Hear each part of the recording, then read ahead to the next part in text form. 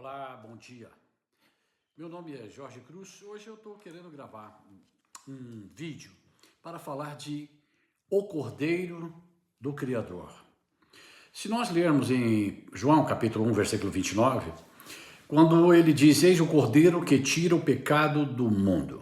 Primeiro, no Antigo Testamento, orientava-se no livro de Levítico e também no livro de Números, que o cordeiro tinha que ser macho, sem defeito, um cordeiro puro, de um ano. Esse de um ano não podia ser um ano e um dia, mas poderia ser menos de um ano, no ano em que ele nasceu, um ano. Subentendendo em Atos capítulo 8, versículo 32, fala que ele era como um cordeiro mudo que foi levado diante dos seus tosqueadores. Essa passagem é uma passagem do Antigo Testamento, do livro de Isaías, que fala, Isaías 53, que fala que ele como cordeiro mudo diante dos seus tosqueadores não abriu a boca. Esse como um cordeiro, eu quero lhe explicar o que é um cordeiro. O cordeiro é um animal que tem até um ano de idade, que é o filhote do carneiro. O carneiro é um cordeiro velho, macho. O cordeiro é um solteiro, não teve cruzamento e ele é chamado de cordeiro. Quando ele tem cruzamento, ele é chamado de macho carneiro. Então, meus queridos, a Bíblia diz que o filho do Criador seria como um cordeiro, virgem, puro, imaculado, sem defeito. E o principal, quando o anjo anunciou a Maria e a Isabel sobre o nascimento do Messias, a diferença do tempo entre João Batista e o filho do Cordeiro, o filho de Deus, o filho do Criador, era exatamente 3 meses a diferença. No 6º mês de gravidez de Isabel, Maria achava-se grávida com 3 meses. Então, subentendendo, a diferença de um pelo outro era exatamente 3 meses. Quando eu estava lendo em 1 Pedro, no capítulo 1, versículo 19, lá tem uma explicação, uma palavra a respeito dele ser como um precioso cordeiro, com seu sangue, nos resgatou, nos redimiu. Depois você possa ler na sua casa, ler na sua Bíblia, como um cordeiro imaculado e incontaminado. Essa palavra como um cordeiro é um cordeiro de um ano ou menos de um ano. É um cordeiro no ano do seu nascimento.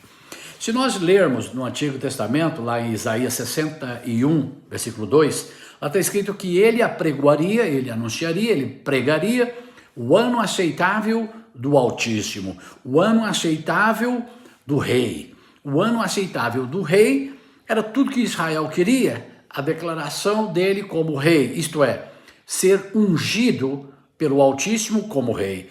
E ele morreu e quando ressuscitou ele foi ungido por Deus, porque a oferta pelo pecado, o cordeiro foi aceito como o sacrifício que traria o pagamento do preço do pecado ao mundo. Então, era como se houvesse uma negociação.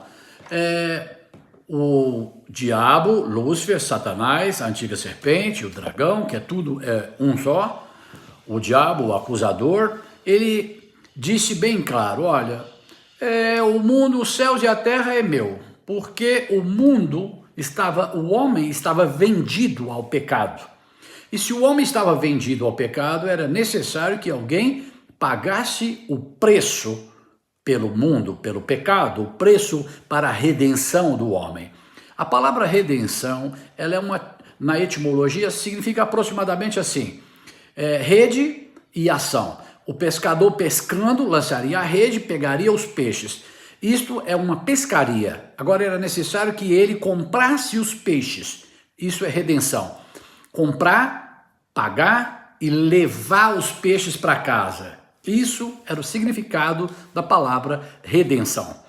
Redenção, comprar, pagar e levar para casa. Como o homem estava vendido ao pecado, era necessário que houvesse um caçador de pérolas, um caçador de um tesouro, um caçador de algo muito importante para comprar, pagar e levar para casa. levar para casa também. Meus queridos, então, quando Lucas, no capítulo 4, versículo 19, fala que ele ia anunciar o ano aceitável do rei, o ano aceitável daquele que nos atrairia a ele, nos chamaria a ele. Todo aquele que olhasse para ele seria salvo, aquele que estivesse pendurado no madeiro. E aquele que estava pendurado no madeiro atraiu todos a ele, porque ele era o Cordeiro imaculado, ele era o único sacrifício aceitável ao Altíssimo. Então nós temos a palavra 27 vezes no livro de Apocalipse, a palavra falada Cordeiro. Por que existe 27 vezes a palavra Cordeiro no Apocalipse? Porque é uma figura de linguagem. E Apocalipse foi escrito, ora, tão somente para os judeus. Só os judeus saberiam interpretar todas as figuras de linguagens que ali está escrito. Se você não sabe, é bom você saber, Pedro, Tiago e João, Paulo e Barnabé e todos os apóstolos se reuniram para tomar uma decisão. Pedro, Tiago e João pregariam a partir daquele momento somente para os judeus e Paulo somente para os gentios. Esse texto encontra-se no livro de Gálatas, principalmente capítulo 2, e também principalmente no capítulo 15 de Atos, versículo 9, quando Paulo foi chamado para pregar não só para os gentios, mas também para os judeus. Por isso, o livro de Hebreus é uma epístola que Paulo não poderia colocar o nome, porque senão nenhum hebreu, nenhum judeu ia ler. Então ela fica sem o nome. Mas as outras 13 epístolas do Paulo, perfazendo 100 capítulos, 13 epístolas, mais a epístola de Hebreus, perfaz o total de 100 capítulos em toda a sua totalidade. Isso é muito importante para nós compreendermos o todo de 100% e de 100, que é um número exato. Meus queridos, quando nós olhamos então, nós temos então para falar sobre essa figura de linguagem. Pedro, Tiago e João escreveria aos judeus, Paulo escreveria aos gentios. Quando você olha que João escreveu Apocalipse, escreveu aos judeus. E a igreja que estava temporal, ou no tempo daquele momento, a partir da ressurreição até o ano 70, aquelas 7 epístolas de Apocalipse foi uma mensagem específica para 7 igrejas da Ásia Menor. Então isso é muito importante. Não foi escrito para outras igrejas, mas foi escrito unicamente para aquelas igrejas. A ideia para explicar isso, o tempo é muito pequeno, é muito curto, mas eu quero focar aqui no texto do Cordeiro. Bom, então dentre as 27 passagens que João cita ele como Cordeiro, João também cita ele como Cordeiro em sua epístola, capítulo 1, versículo 29, que ele era o Cordeiro que tira o pecado do mundo. O que eu quero enfatizar é que se o Cordeiro viveu apenas um ano, não viveu 3 anos e meio como a religião acredita, como os crentes pregam, como as religiões pregam, que ele morreu com 3 anos e meio, né? Se ele tivesse morrido com 3 anos e meio, ele não mais seria cordeiro, mas seria um carneiro, e o carneiro não é oferta pelo pecado, somente o cordeiro é oferta pelo pecado. Se nós olharmos no Antigo Testamento, nós vamos ver que o livro de Jó é uma sombra do servo sofredor, é uma sombra daquele que era íntegro, reto, temente a Deus e desviava do mal, e mesmo assim passou pela intempérie. Alguns médicos, lendo o livro de Jó, fala-se claramente que Jó teve 15 doenças incuráveis. 15 doenças incuráveis. E uma das doenças mais complexas seria elefantite. É um inchamento das pernas e do corpo para ficar parecendo um elefante. Jó sofreu tanto, mas sofreu tanto que ele era uma figura do servo sofredor. Íntegro, reto, temente a Deus, desviava do mal e mesmo assim passou pela intempérie de sofrer. Como cordeiro mudo, pelas suas feridas fomos sarados, porque ele foi esmagado, esfolado, nós fomos curados. Essa metáfora é maravilhosa, talvez seja a metáfora mais importante do Antigo Testamento, que é Isaías capítulo 53, que eu convido vocês para vocês lerem em casa. Então, Jó fala, quem me dera eu ser como nos meses outrora. Significa que o sofrimento de Jó foi menos de um ano. Meses outrora é menos de um ano, como dias é menos de uma semana, como semanas é menos de um mês e como meses é menos de um ano.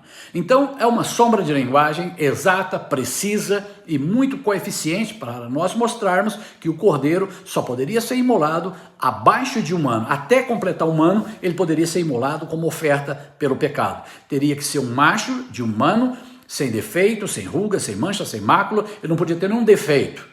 Nenhum defeito. Aí o Criador aceitaria a oferta pelo pecado. Tanto quanto o aceitou, tanto quanto o recebeu, tanto quanto ele pagou o preço do pecado e a eterna redenção para nós foi efetuada. Hoje, nenhum escrito de dívida há contra nós em suas ordenanças, como está escrito em Colossenses capítulo 1, versículo 14. Convido você a ler na sua Bíblia, na sua casa. Então Jó usa essa expressão e ele fala também algo muito importante.